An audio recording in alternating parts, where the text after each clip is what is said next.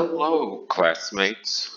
This is part three and the last part of the history exam review. I have modified my setup as I now have two blankets, hopefully covering out the echo, and I also have lowered the game volume considerably. And I'm also talking at a slower pace, which is driving me insane, which should hopefully be more understandable to you. And it's really making my head spin how slow I'm talking right now. But anyways, that's not important. And before we begin this reading off the test and explaining some of the parts of the Chapter 9 test, uh, I don't know if I'm going to continue to do these videos. Now, I'm not going to say a specific purpose why I'm not, but I'm just saying it is because of the class. But that's all I'm going to say for now. So let's get down to the actual reviewing. Now, if you're not a classmate and you just happen to buy this video by chance, you'll just see me playing Crusader Kings 2 while also leading off a bunch of surface level knowledge of the Jeffersonian era of American politics.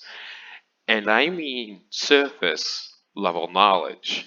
This is definitely not the best thing for you if you're actually looking for an in-depth analysis. There are plenty of books and even YouTube videos and documentaries and all that good stuff if you're actually looking for some history facts. But you're probably not just a random person. You're actually probably one of my classmates, whether you're the junior or senior variety. You're here because you want to learn history facts, most likely either way, or you just want to see me play Crusader Kings 2. So yeah, also my parents and brother are watching a show in the back. So just ignore basically any sound that comes through. Although all my test runs had it be, I couldn't hear it, or that TV is just so loud that it talked over the audio. But then again, I have two blankets around me, one far, one extremely close, and while the echo is still there, it's better than before, at least in my opinion. I don't know. I'm not an audio expert guy. I'm not even good at that at YouTube, obviously. So anyway, let's get on with the history review. I'm playing the same guy, although he's worse apparently. Okay. Let's get on with this. So,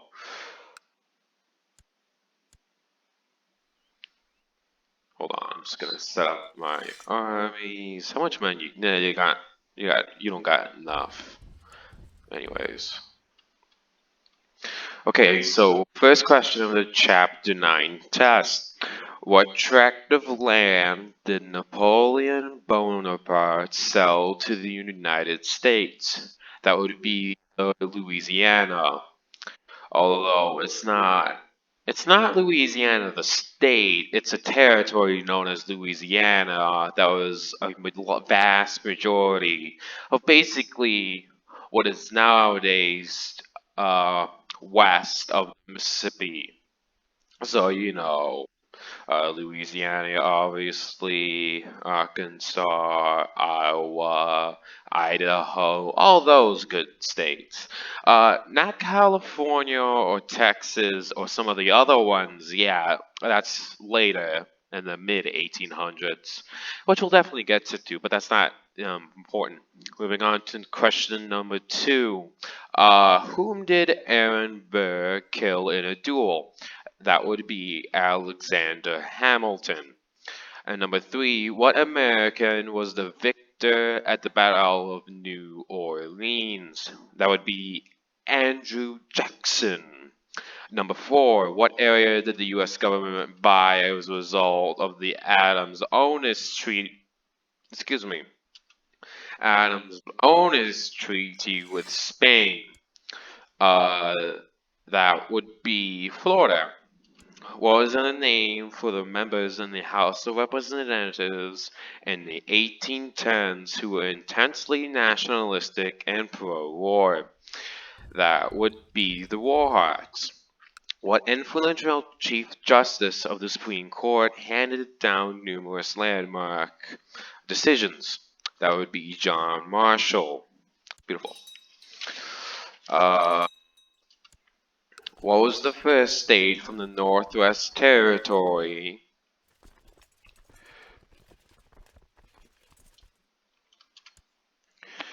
to join the Union? That would be our enemies down south, Ohio.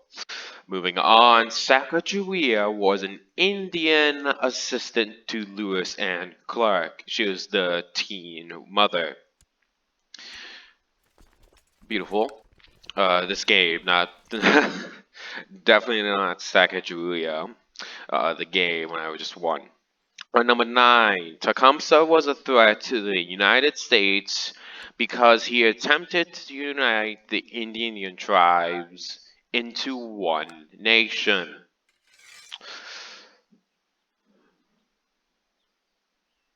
Yes. Which of the following events occurred last? Now, this is the War of 1812 in terms of the Battle of New Orleans, the Treaty of Ghent, the Battle of Lake Erie, and the bombardment of Fort McHenry. So moving on, I'm actually gonna list these in the order of which happened first and then last, and I'll repeat the question and say which one occurred last once again. So number 10, which of the following events occurred last? The first event that happened was the Battle of Lake Erie. This is basically where Admiral Oliver Hazard Perry built a bunch of ragtag ships with a bunch of ragtag crews and proceeded to kick the British butt in the Battle of Lake Erie by pure chance. Moving on. The second event that happened would be the bombardment of Fort McHenry. This is an important note in American history because Fort McHenry did not fall. It in fact survived and is the battle which is mentioned in the Star Spangled Banner. Moving on, actually, this might seem weird for people who know wars, but a Treaty of Ghent actually happened before the last battle. The Treaty of Ghent was the official treaty that ended the War of 1812. But the Treaty of Ghent never got to America and British forces in America in time, and so the Battle of New Orleans occurred. And the Battle of New Orleans was a smashing victory for the Americans against the British. I'm pretty sure the American casualties were 13, and the British casualties was 2,000. That's a huge difference.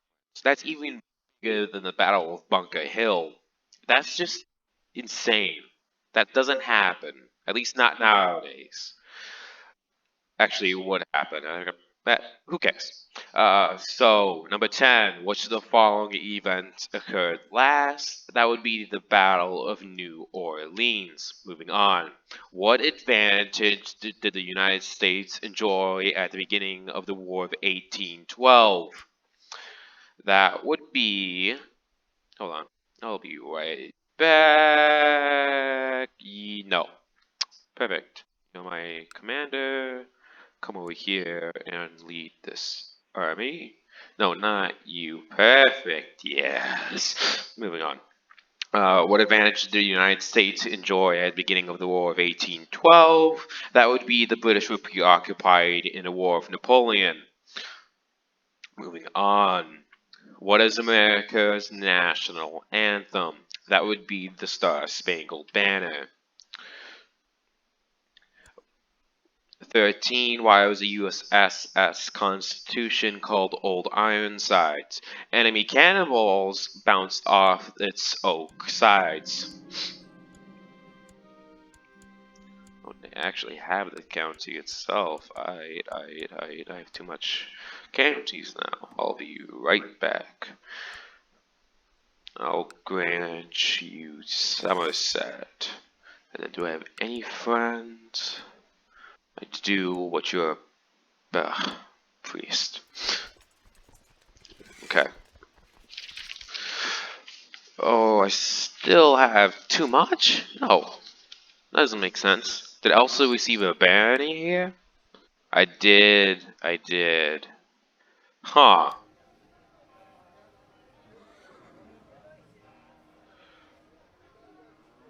Create new vassal. Dwarf. Beautiful.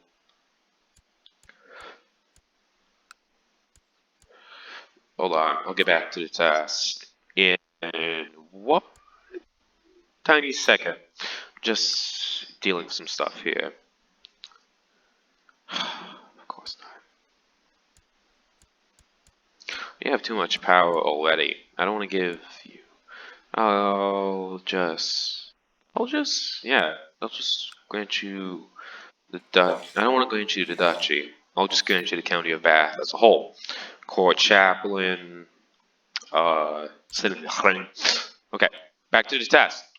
Which of the following men was tried for treason? That would be Aaron Burr, on the fact that he not only killed Alexander Hamilton, he also was basically making an island into.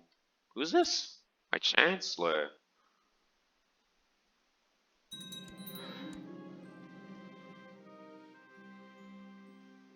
Hold on, now I'm actually gonna have to fight a stupid war.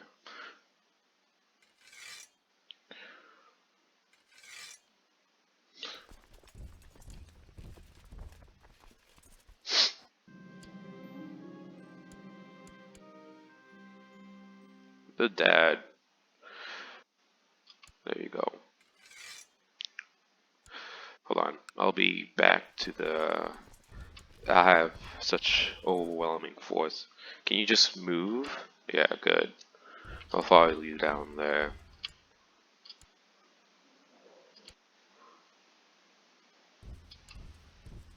You're dead.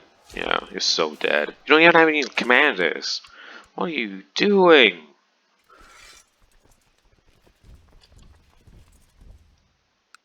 Okay, back on to the task. Uh, which of the following was not an argument for purchasing the Louisiana territory? That would be it was constitutional. It was not constitutional in the fact that it did not grant the government the express power to buy new land. Now, did it do it? Yes.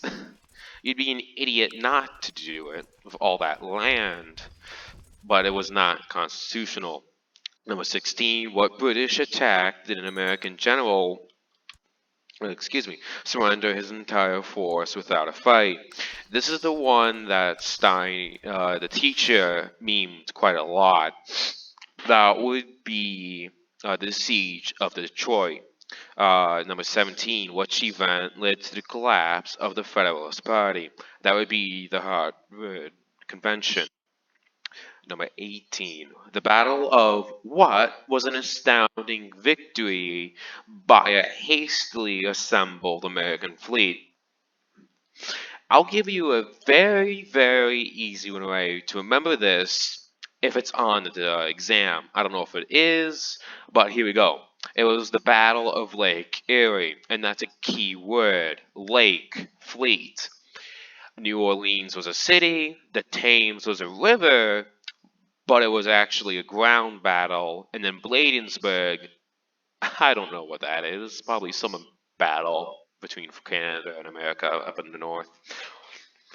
But it's an easy way to remember it because the American fleet won at Lake Erie. A fleet has to be on a lake to win, or a sea, or an ocean. But that's an easy way to remember it, at least for me.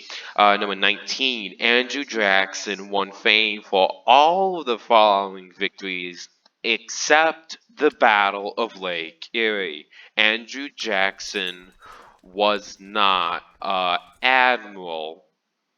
Why do I want to kill you? Oh, you're my rival, and I hate my rival. Okay, that makes sense. Ooh, loyal pawn. You know what? You're not that great, but just as a return favor, I'll grant you that.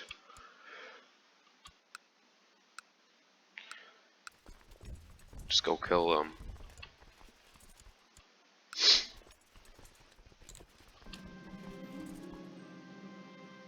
How good are you? You're 19. I should be.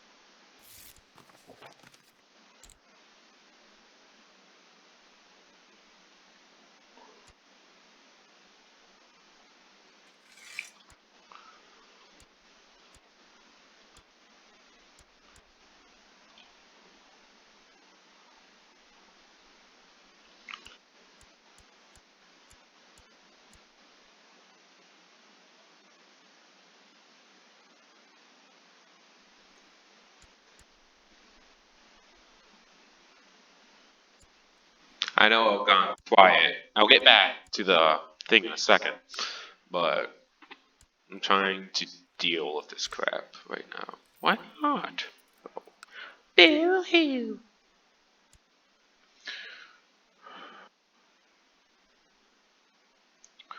Any claimants to the throne? Yes. But not a single one would accept my invitation.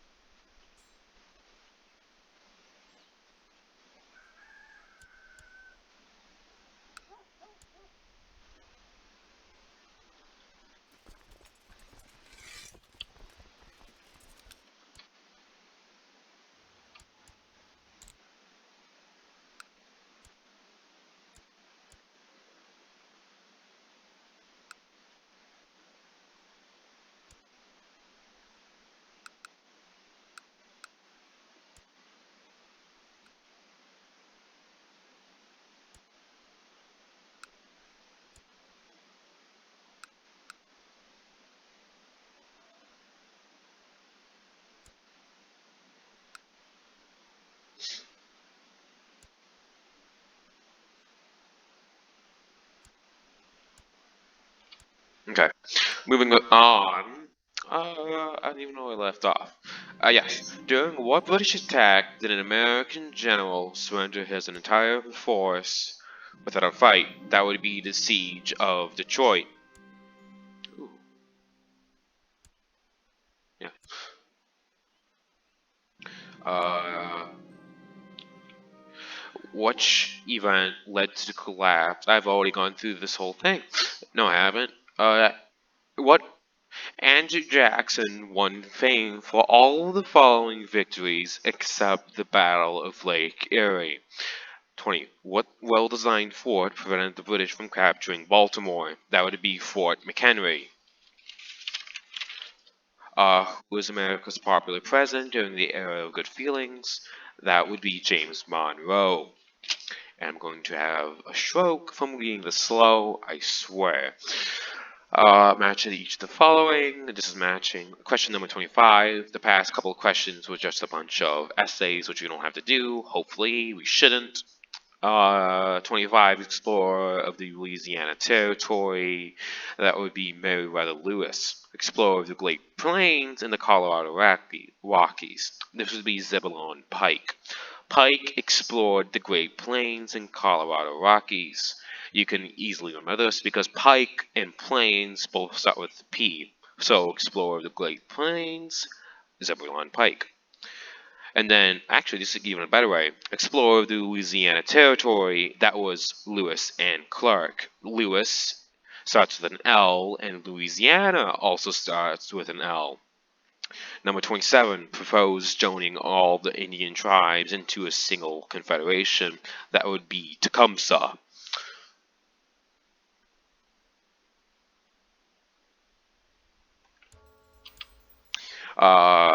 President during the War of 1812. That would be. Who would that be? I feel embarrassed right now. Off the top of my head. James Madison. Won a major battle in Ohio against the Indians. That would be Mad Anthony Wayne. Uh, Number 30, Warhawk from Kentucky who became the Speaker of the House. That would be. Who would? Why am I all of a sudden forgetting all these things? I don't know. That would be Henry Clay.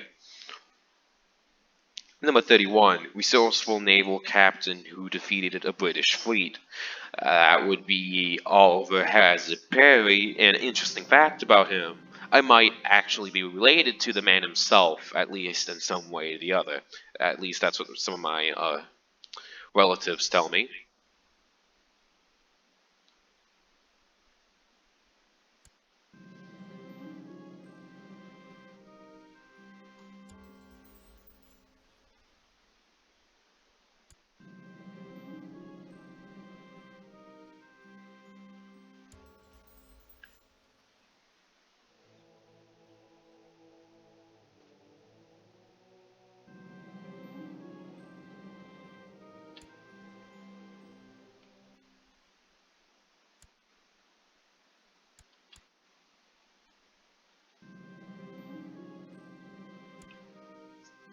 Uh, American hero of the Battle of Horseshoe Bend.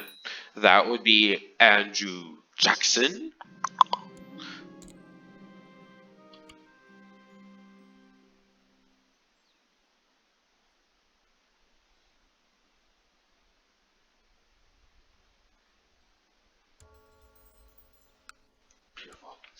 Uh, Author of the national anthem. That would be Francis Scott Key. You can remember that because the national anthem is a song, and Francis Scott Key has a key, like in key. I don't know, chapel terms. Secretary of State whose firm stand won Florida from Spain. That would be John Quincy Adams. This is obvious because the Adams-Onis Treaty is obviously named after John Quincy Adams, as well as Oden's, who was probably some random Spanish dude. Number 35, the right of the Supreme Court to declare law unconstitutional. That would be judicial review. Number 36, the authority specifically given to the national government by the Constitution. That would be delegated powers.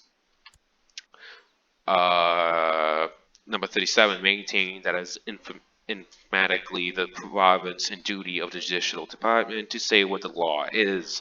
That would be Marbury versus Madison case. Number 38, protect the Congress's power to regulate state interstate commerce. That would be Gibbons versus Ogden. Oh no.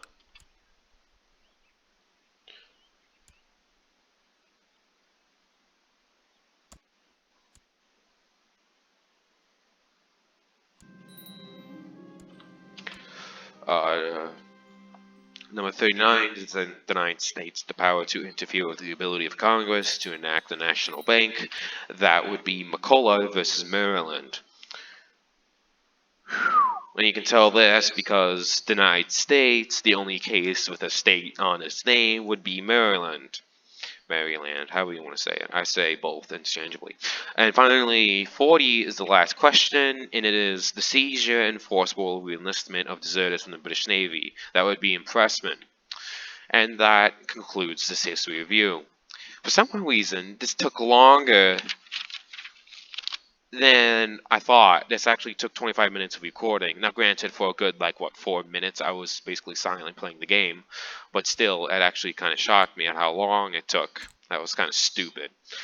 But hey, it's not my problem. It's you problem. Yeah. So yeah, that's basically it for this chapter review. Just a reminder that I may or may not continue making these videos depending on something in the class. I'm not going to say what yet. If it becomes a huge problem, I will definitely start speaking of it. But for now, I'll continue making these videos because I like making them. You guys like them, so I'll just keep on making them. Anyways, thanks for listening, and I have two words for ya.